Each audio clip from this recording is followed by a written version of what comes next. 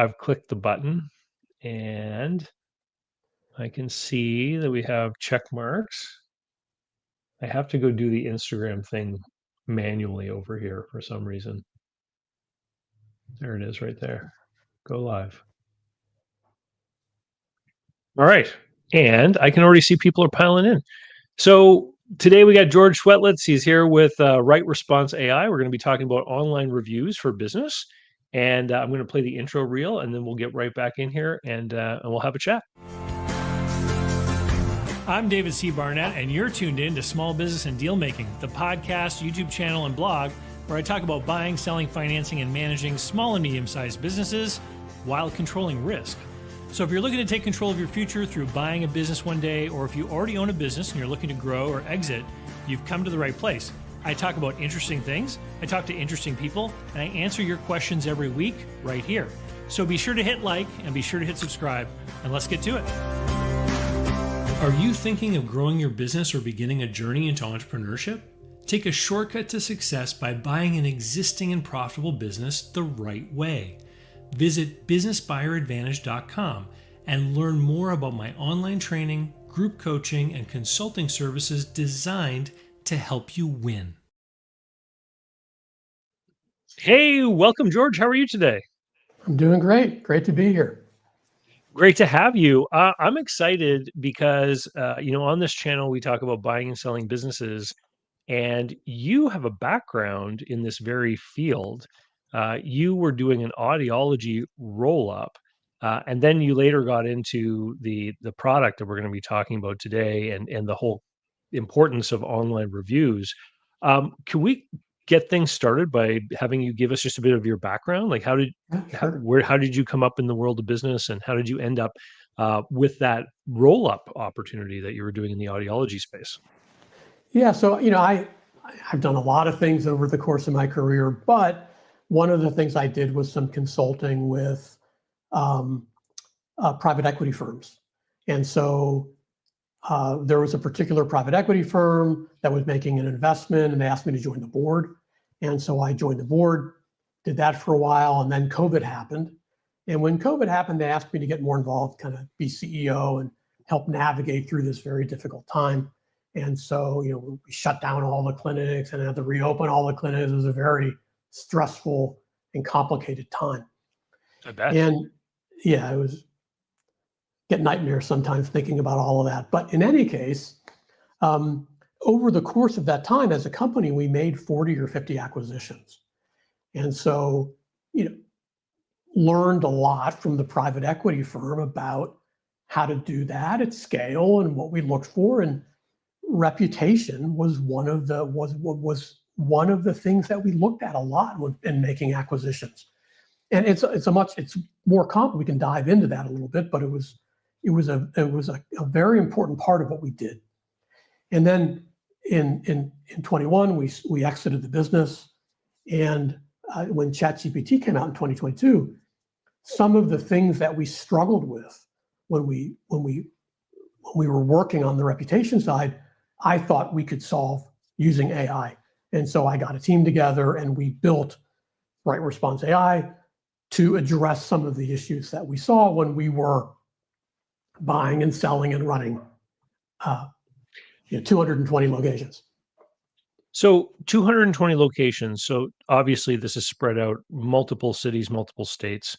Can you give us just a little bit of an insight into how you did the acquisitions? Were you always looking to grow to new markets, or were you looking to consolidate within the same city? Like, what was your methodology, I guess, for trying to find targets or to know if someone would fit within your plan?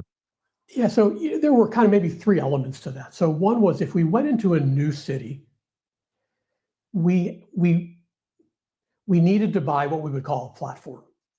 So we wouldn't buy a single location business if we went into a new location. We needed to be able to know that we were buying a leader who could help us grow within that market. Because when you pay a multiple for a business, you have to grow, and we can talk more about that. But you have to grow, and so part of that is having a team that can help you grow. So best case, we would have a leader that we thought could help us grow in the region.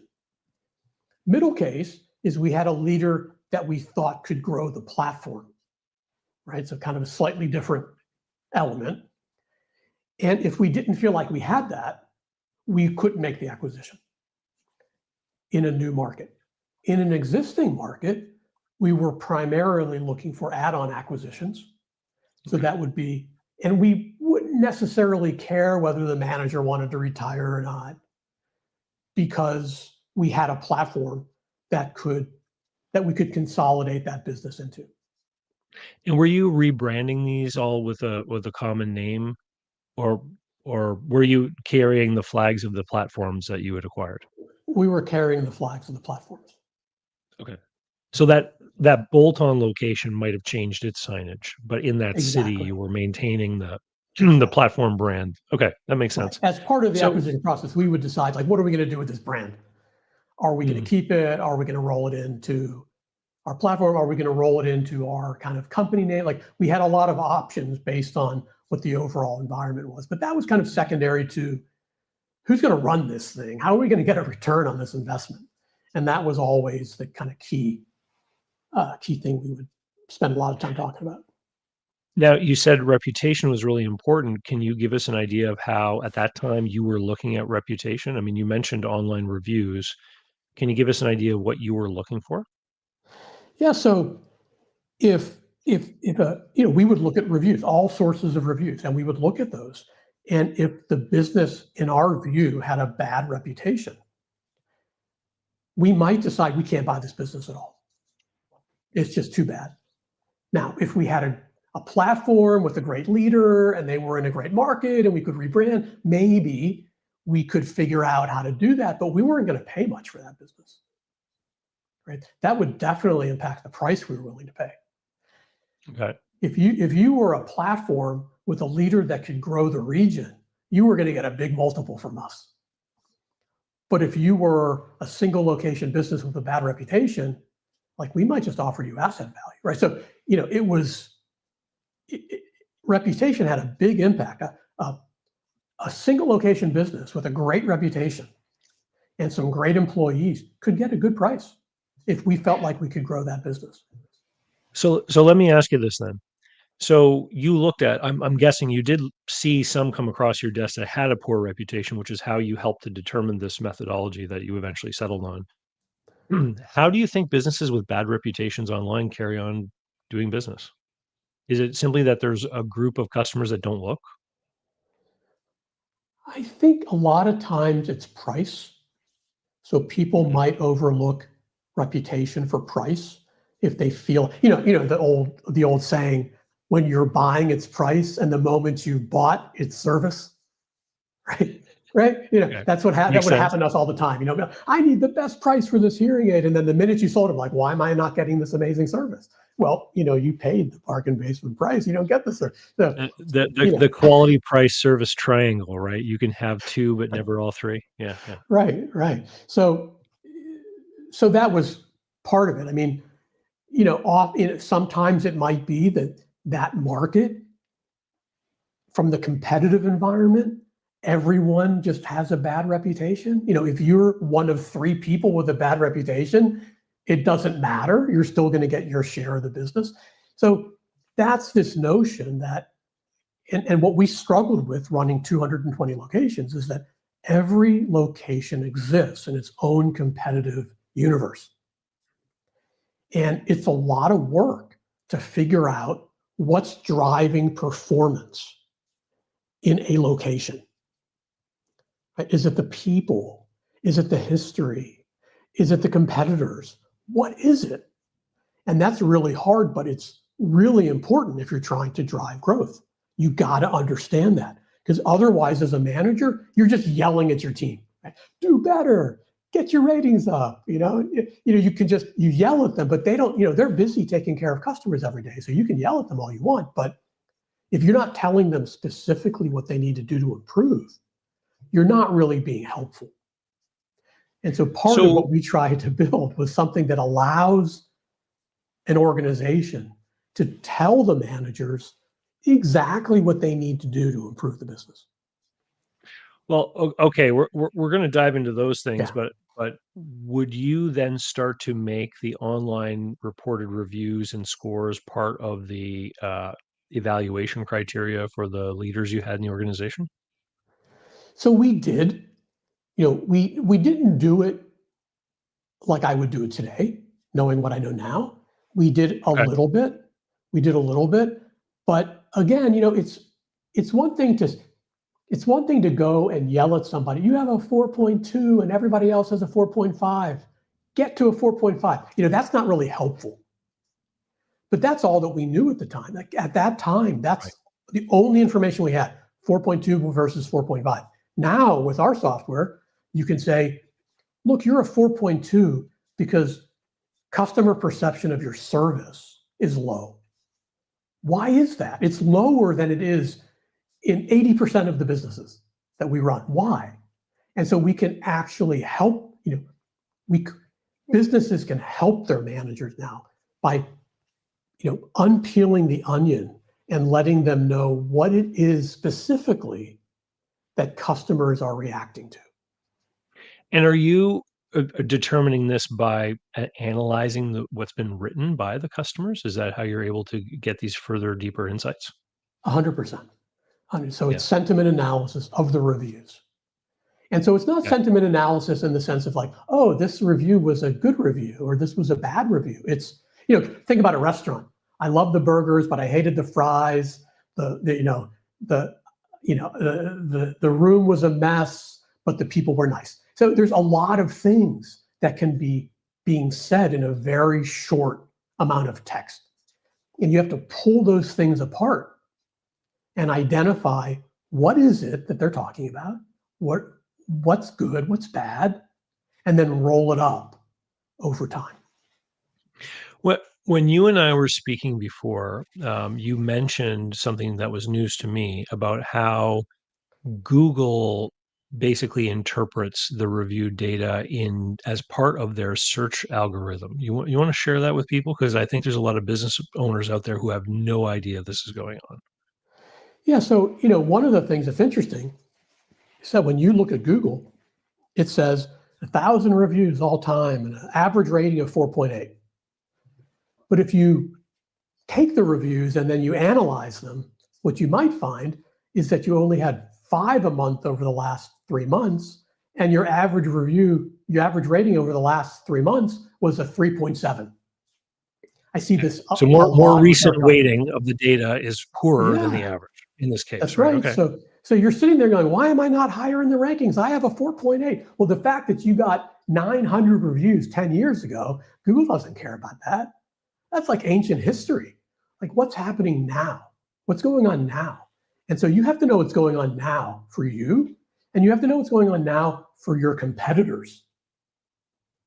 Right?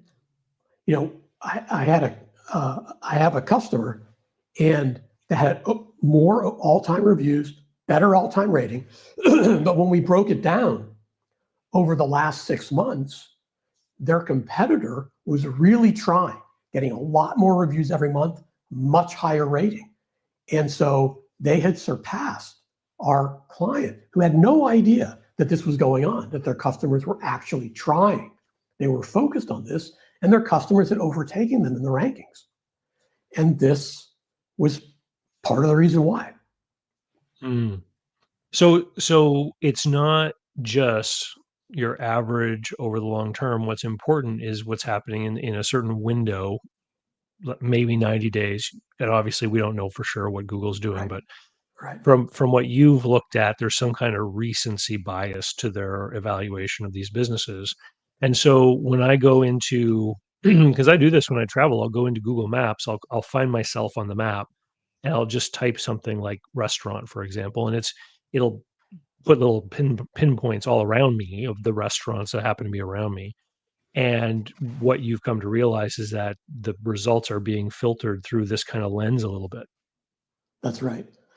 That's right. And it's not only the ratings, it's also the content of the reviews. Reviews that have content give Google more information. So if you're looking for something in particular, you could have,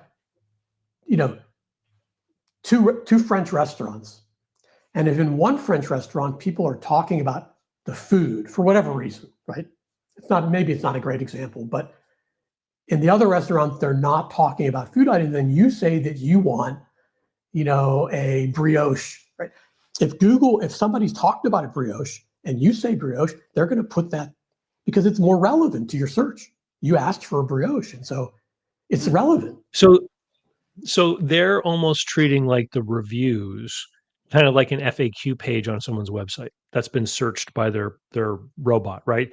So they're cataloging the content of all the reviews, and they're making that part of the discovery feedback for the searcher, the user of the platform. That's interesting to me.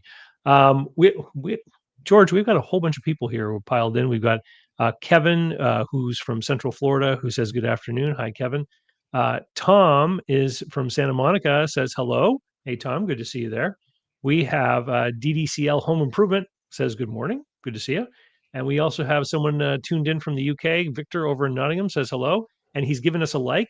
Thank you very much, Victor. And I'll remind everyone, if you're enjoying the conversation, please hit that like button on whatever platform you happen to be watching. It does show people that it's a good conversation.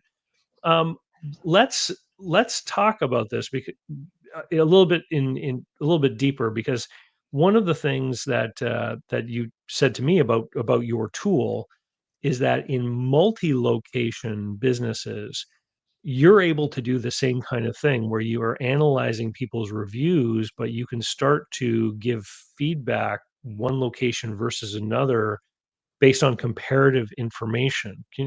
And I immediately thought, well, that would be really useful for someone who has a multi-location business, right? To know if something isn't quite up to snuff at one of the locations, or maybe identifying if one of your managers has got something really great going on, to maybe try to bring that best practice across the field. You talk to us a little bit about that? Yeah. So what happens when a review comes in? We do a lot of things to reviews, but when a review comes in, one of the things that we do is we analyze it for the sentiment that we talked about. So when a customer onboards with us, we develop a set of topics that is relevant for that business. So if you're a personal injury law firm, the topics are going to have to do with, the success of the lawsuit, or how helpful the staff was or the lawyer was.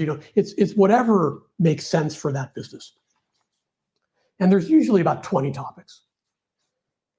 And so when a review comes in, we break the review into phrases. The first agent breaks it down into phrases.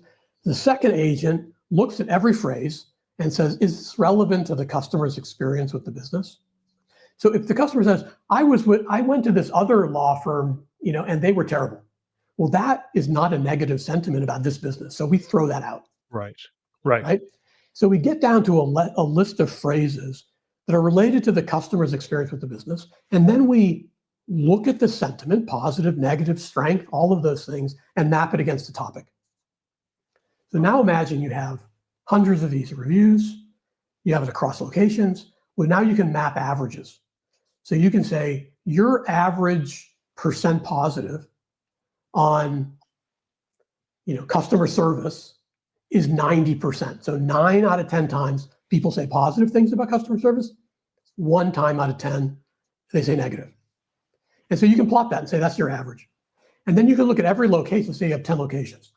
You can then plot their percent positive, right, in a line. And you can see who's outperforming the average, who's underperforming the average. What we find with our clients often is that some locations just outperform on everything. Right.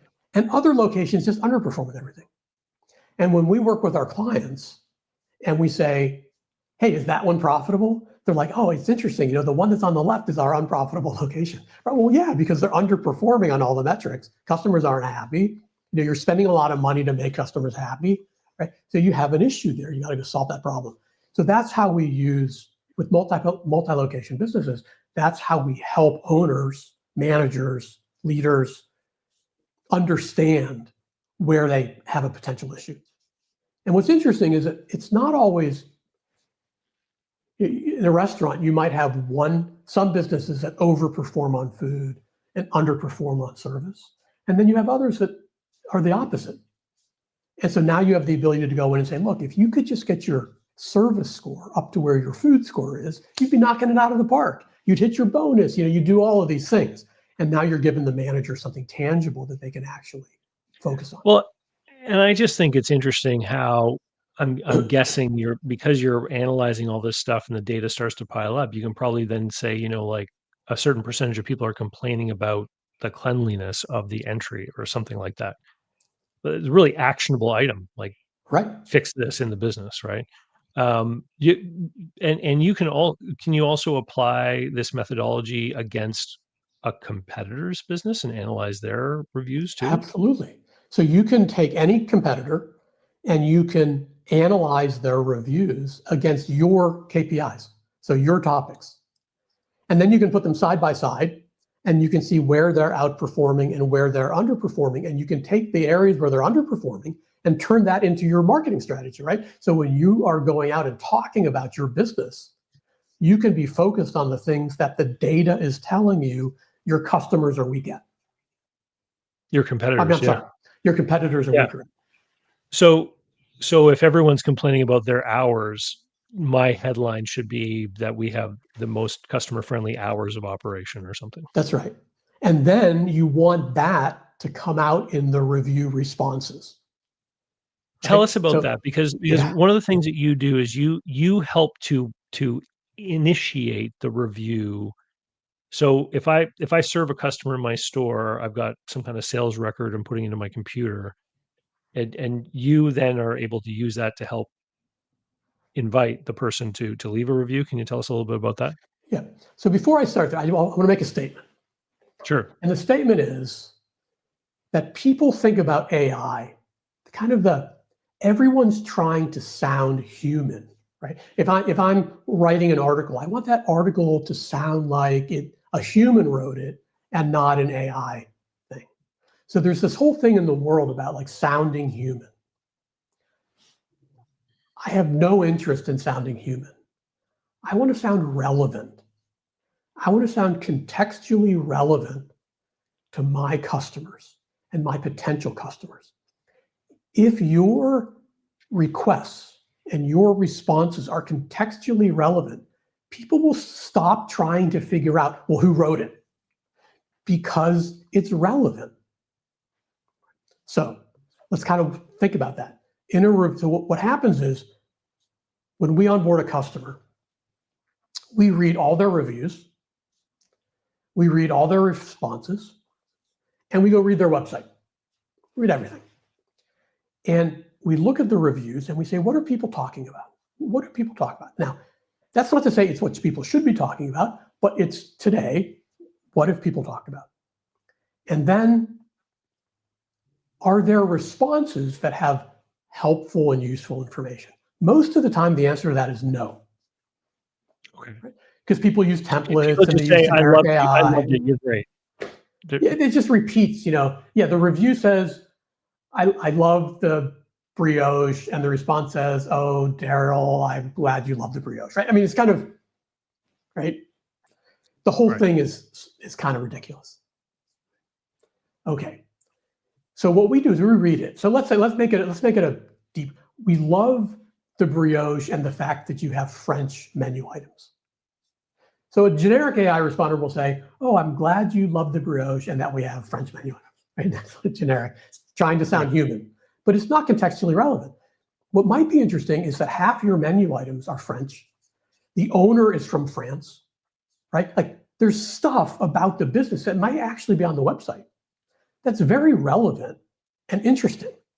So if the response is, glad you love the brioche, half our menu items are French because our owner grew up in France and loves French cuisine, right? That's a contextually relevant response that's actually interesting to a review reader. So a review reader's reading it and going, oh, wow, that's really interesting. Honey, did you know there's this place and the owner's from France? And now I'm going to go to him. Advertising in the replies. Right. More people, especially with AI overviews, more people read reviews than visit websites. So people spend all this time building out a website, and the customer's sitting reading reviews. And so what we're trying to do in the response is bring the website to the response. So we have a fact sitting in the system that says, if the customer talks about French menu items, add in your response that half the menu is French menu items, including this, that, and the other, and the owner grew up in France. And you can make as many of these facts as you want. And so that's what I was saying.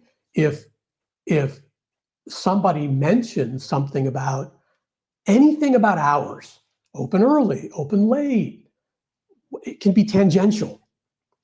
Then the response can include, we have more open hours than anybody in the business. We're open, and here's our hours. So somebody says, I got there early and they were open. Yep, you're right. We have better hours than anybody. We're open, whatever.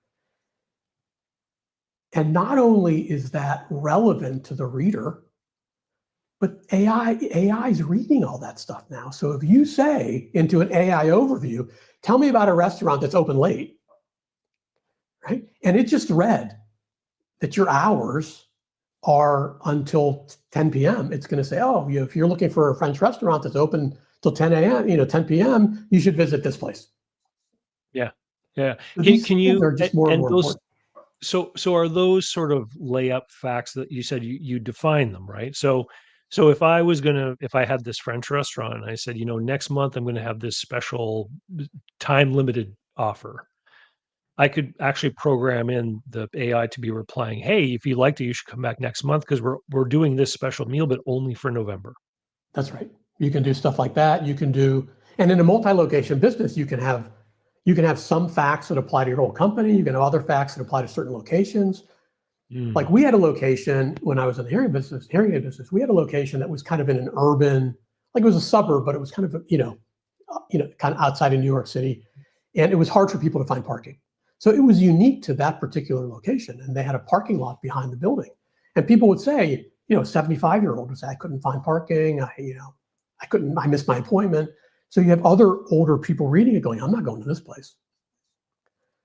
But AI could say, oh, sorry you had difficulty. Next time, the parking, there's actually 70 spaces behind the building, including 2 accessible spaces. You should never have a problem finding a parking space. So the people reading that, potential customers go, oh, yeah, these guys had lots of parking. I'm going to go here. They care. They care enough to actually answer this question. So that's what it's all about. Okay, so let's talk about getting the reviews, because obviously what you're implying is that if I'm doing a great job and nobody's leaving any reviews, I'm being left out of this whole ecosystem.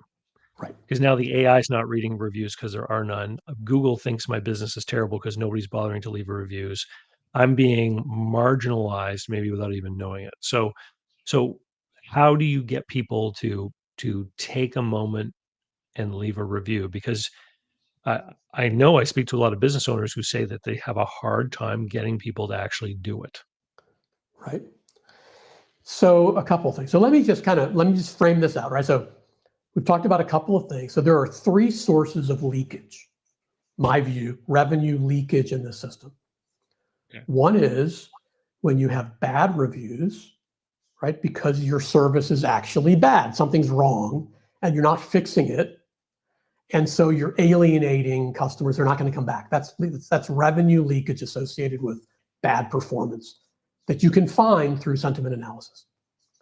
There's leakage associated with people who come to your reviews and end up choosing someone else because you didn't give them a reason to choose you. That's the response leakage. And you're talking about the third source of leakage, which is I don't have enough reviews. I need more reviews. Okay. So, and this is especially important in home services businesses, in any business, like a restaurant, people just love leaving restaurant reviews. I mean, they just it's crazy how many restaurant reviews get left. I listen, I've seen them, and people have photos of the food, they have photos of themselves. If they're there for a birthday party, they got the group selfie of all them all there, and it's almost like they wanna show how great a time they had. Right, right. So, but in businesses that might get 5 or 10 reviews a month, you want to be getting 15 or 20 or 25. Like you want to maximize that review potential. So it's all about the conversion of the request to the review. And what we do and what we've seen is that making that request more personalized, more emotional, increases the conversion rate. People know, think about a home services business, someone who installs windows, right? So you know whether that person's been a customer before, you know what they bought, you know whether they are happy or sad, and maybe you even took a photo of the house. It's all, that's either in a database or maybe it's not, but you have somebody at the front desk who has time to enter this information. So rather than saying, hey, we were really pleased to install your windows, would you leave us a review? What if you said, hey, Bob, thank you for giving us the second opportunity to help you in your home.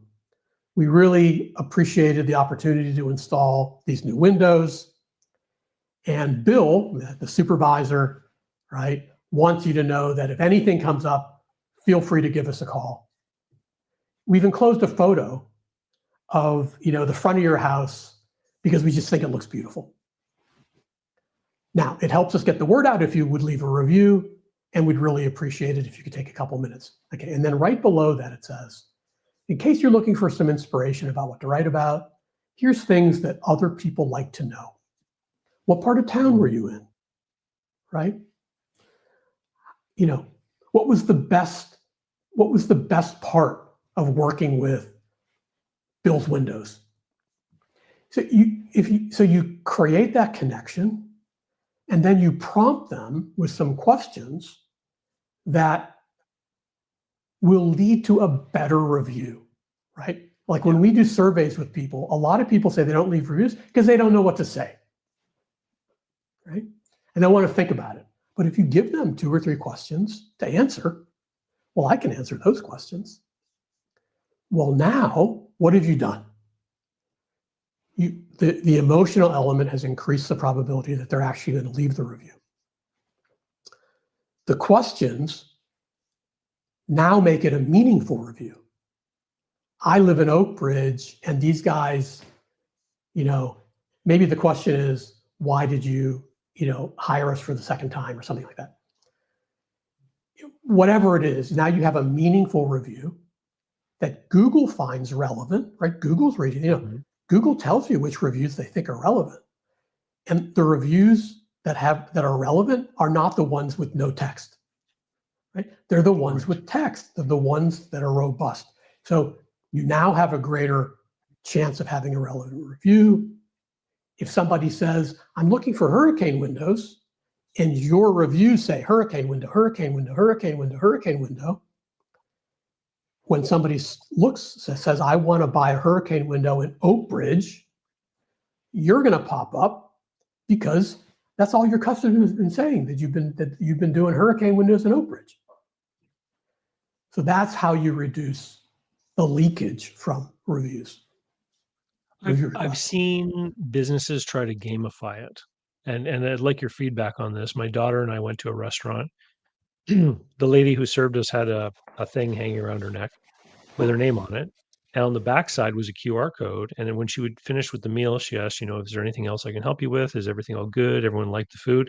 And she flipped that thing around. And she said, you can scan this QR code to leave a review for the restaurant, and if you mention me, I might have a chance to win a gift card. And so they were getting those servers to compete with each other on how many reviews they could initiate from the guests, and they were counting obviously the number of times that Mary, for example, her name was mentioned because they were trying to see who was going to win this gift card. What do you think of strategies like that? Is that something that can really be helpful? It's great. It's great. In fact, we go one step further. Is we make the QR code for each employee. So you don't have to say, mention my name. We know when they scan that QR code that David is the one who got that scanned. Right. So we measure how many scans did you get and how many reviews were completed out of that. Interesting, because you want to see how many people initiate the path to making a review yet don't complete. Yeah. Tell us about that. Is that another point of leakage? Like, do you have to sometimes work with people on getting them to follow through? That's exactly right. So, if you have one person who's converting 50% of those scans and another person who's converting 10%, you can say, hey, listen, why don't you go talk to Melanie? She's converting 50%. Ask her what she's doing. Right. So you can create, camaraderie, best practices, all of those kind of things. You can make it a lot of fun. So we have a lot of people that use the QR codes. And you can use those QR codes in a lot of ways. Like, we have some clients, we have different flows. So sometimes you want to go straight from a QR code to a review. Sometimes, a customer will say, I want to go from the QR code to like a form that has a name and an email address and a phone number first. So that if I can at least capture that, I can go back later and send them another follow-up. Right? So people use those QR codes in different ways, different flows, depending on the nature of the business. Okay. So here's the question that I think most business owners have tuned in to hear the answer to. What do you do when you get a bad review? So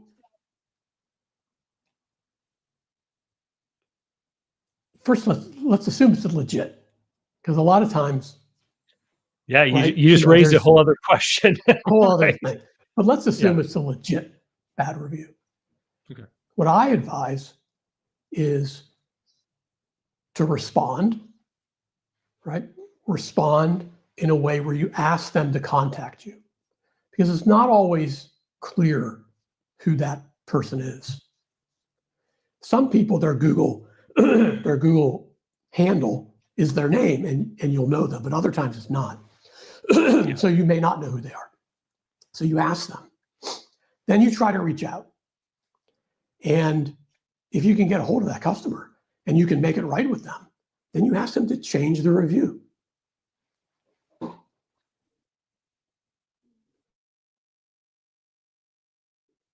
We often see that, I know. We often see that people will, if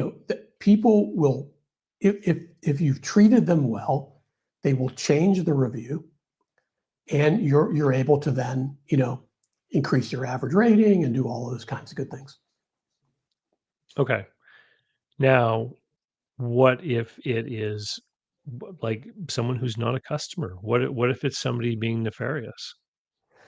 Have you seen many examples of that, of like people trying to throw competitors under the bus with fake bad reviews? Oh yeah. I got a call last week from a customer, and she said, we had 29 one-star reviews at this particular location, and now they're in your system, our system, but they're not on Google. What happened? And I said, well, Google took them down.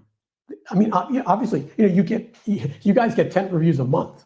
You didn't get 29 one-star reviews in a day, right? Like that just doesn't happen. So somebody paid for those one-star reviews. Google saw that, took them down.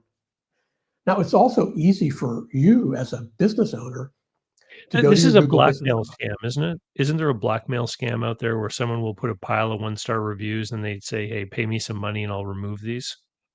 I've heard of that. I've heard of that. And I've just heard of competitors paying somebody to go and leave bad reviews. There's all sorts of bad things. And I would say, from all of our customers, maybe 2 to 3% of our customers have problems with that. It's not everybody's having problems. It's,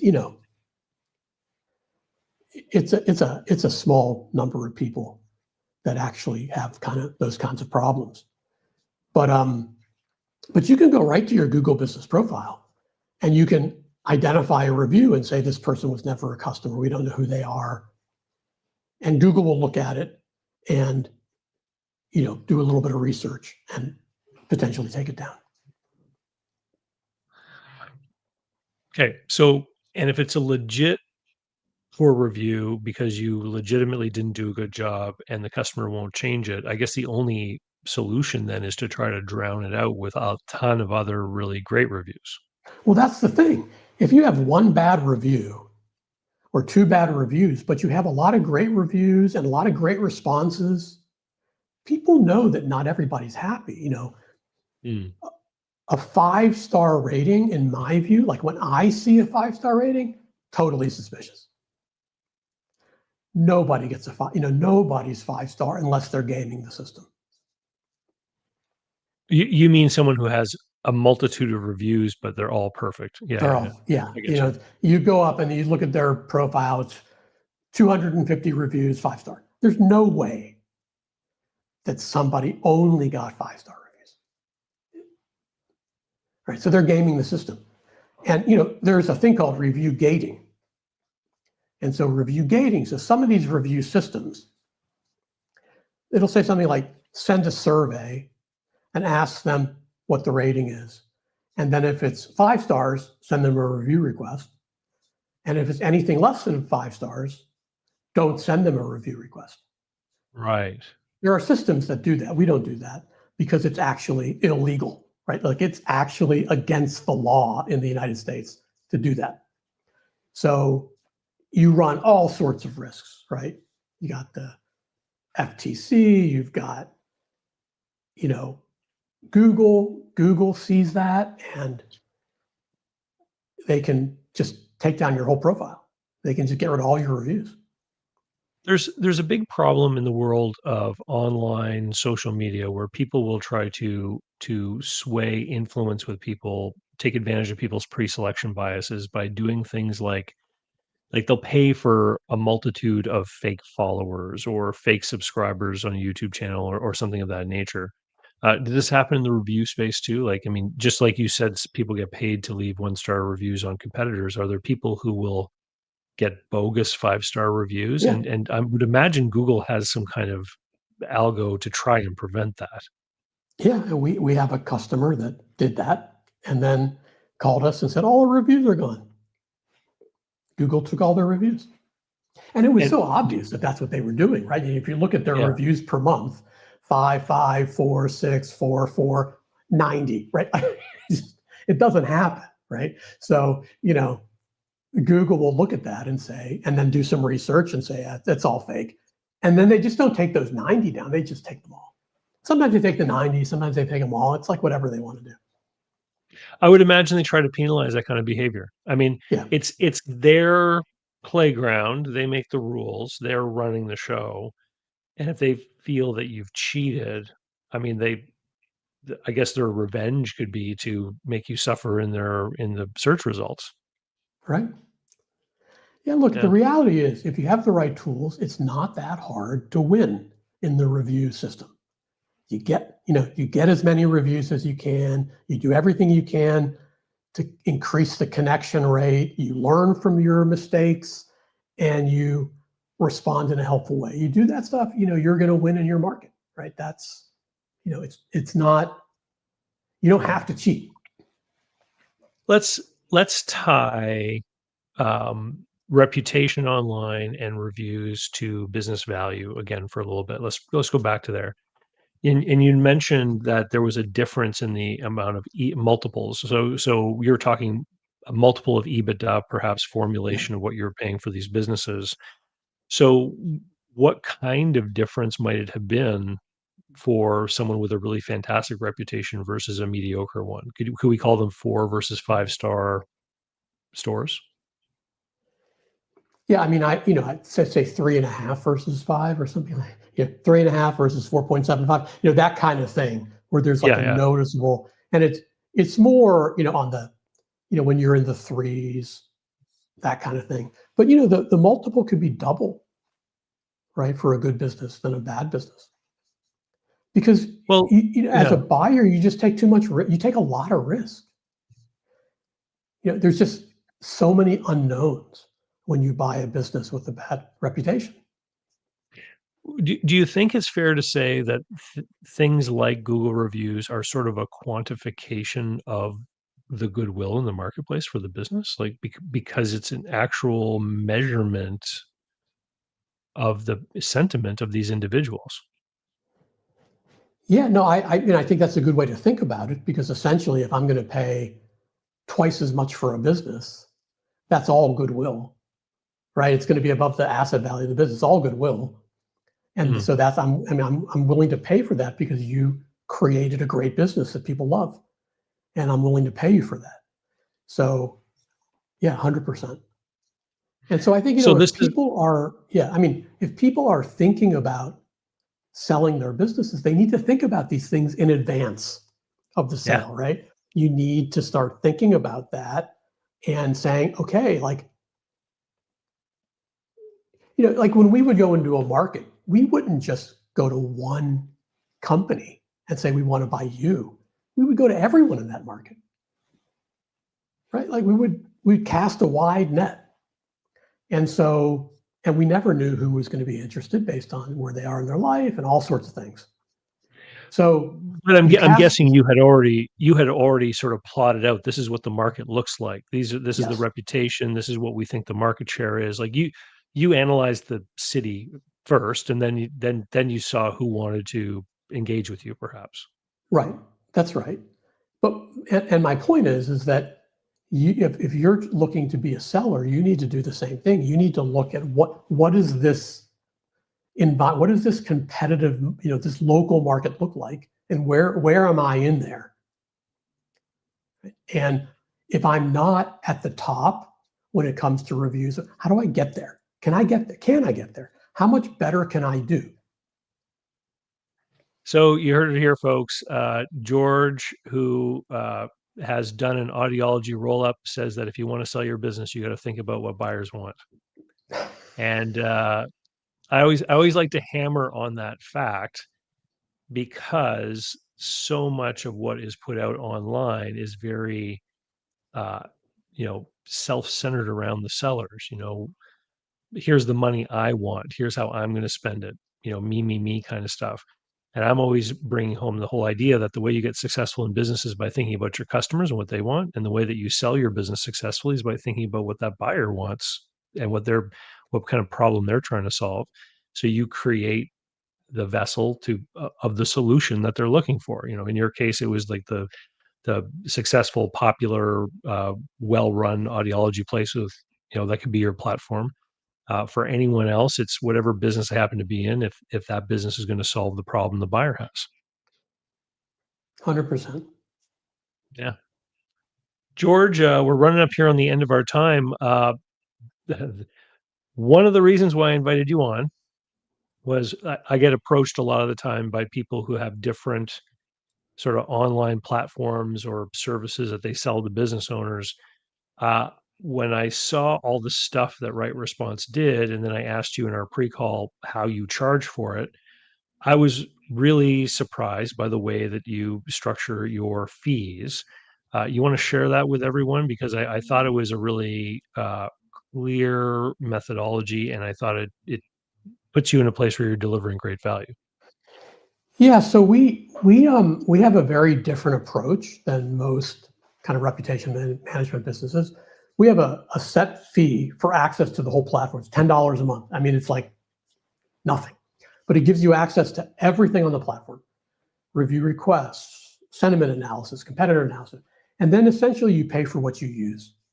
So if you come in and your biggest issue is review responses, then you just pay based on the number of reviews you have a month.